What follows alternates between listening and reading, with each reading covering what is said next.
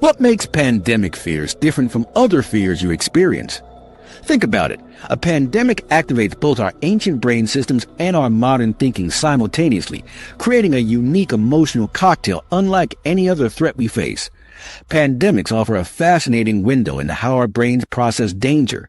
They sit at the intersection of ancient biological threats our ancestors faced and abstract modern hazards our Stone Age brains weren't designed to handle. When a pandemic strikes, it triggers a complex mixture of fear, disgust, and moral outrage all at once, an emotional storm that rattles both our primitive and rational systems. Picture what happened during the early days of COVID-19. You likely experienced the traditional fear response, racing heart, heightened alertness, anxiety about the future. But alongside that fear, you probably felt disgust when thinking about the virus itself and how it spreads. Many people reported feeling physically repulsed by the thought of contaminated surfaces or being close to potentially infected individuals. This disgust response comes straight from our behavioral immune system, that ancient disease avoidance mechanism we discussed earlier.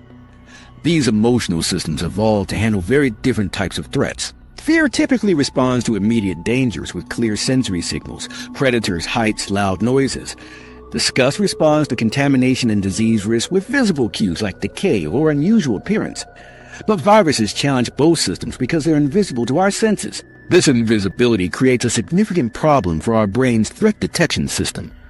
Without clear sensory input, our ancient alarm system, the amygdala and its connected circuits, doesn't automatically activate. There's no low-road shortcut to trigger an immediate response. Instead, we're forced to rely on abstract understanding and conscious risk assessment, processes that are much slower and more easily influenced by other factors.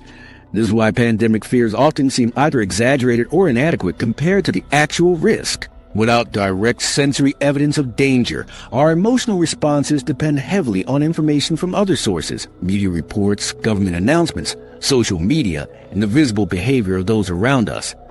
Our brains essentially outsource threat detection to these external sources rather than making direct assessments. The COVID-19 pandemic revealed fascinating cultural differences in how people respond to collective threats. Some societies emphasize collective responsibility and adherence to protective measures, while others place greater emphasis on individual freedoms and personal risk assessment. These different responses reflected deep cultural values about the relationship between individuals and their communities. Many East Asian societies with stronger collectivist traditions showed higher compliance with mask wearing and social distancing measures early in the pandemic. Meanwhile, some Western countries with stronger individualist traditions experienced more resistance to these same measures. This pattern reveals how our cultural programming shapes our response to threats that affect entire communities. Media coverage played a crucial role in shaping pandemic fear responses, often amplifying anxiety beyond what direct experience might suggest. The constant stream of information created what researchers call an infodemic alongside the pandemic itself. Studies found that heavy consumption of pandemic-related news correlated with increased anxiety and stress-related disorders, even among people who hadn't personally experienced COVID-19. This influence of information on our fear experience is uniquely human. While other animals learn to fear specific threats through direct experience or observation, only humans can develop fear responses based on abstract information communicated through language and media. This capacity allows us to prepare for dangers we haven't personally encountered, but it also makes us vulnerable to fear responses that don't match actual threats in our environment. What distinguishes pandemic fears is how they trigger multiple emotional systems simultaneously. The COVID-19 pandemic engendered uncertainty and fear due to its rapid spread and high mortality rates. But alongside this fear, people experienced disgust toward behaviors perceived as risky and moral outrage toward those who didn't comply with protective measures. This moral dimension sets pandemic fears apart from other threats. When someone doesn't wear a mask during a pandemic, they're potentially endangering others. This adds a layer of anger and moral judgment to our emotional response that isn't present when facing a spider or standing at a great height. The pandemic functioned as both a health threat and a moral situation that engaged our social emotions. The COVID-19 pandemic also created multiple psychosocial stressors. Economic instability, job loss, financial strains, creating fertile ground for increased anger. This mixture of health fears, economic anxiety, social isolation, and uncertainty created a complex emotional landscape, unlike anything most people had previously experienced. These pandemic responses reveal something fascinating about how humans handle threats. We integrate multiple overlapping systems, from ancient disgust responses to sophisticated moral reasoning, creating a uniquely human experience of threat. This integration allows us extraordinary flexibility in responding to new dangers, but it also creates vulnerability to misalignment between our different response systems. Our ancient disgust system might push us toward avoidance, while our rational risk assessment suggests a different approach. These conflicting signals can create internal confusion and social conflict during threats that affect entire communities. Pandemic fears highlight how our ancient brain systems interact with modern cultural programming.